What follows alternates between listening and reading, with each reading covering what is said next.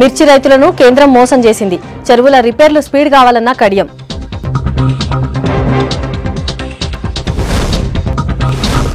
దళితులకిచ్చిన భూములు సాగులకు రావాలి. ఆగిపోయిన పనుల వివరాలు ఇయ్యాలన్న పోచారం.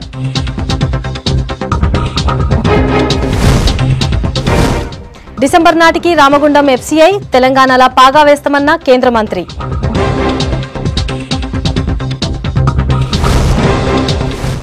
రైతులకు బేడీ లేయడం మీద సిపి గరం ఘటన మీద డీసీపీతోని విచారణకు ఆదేశం.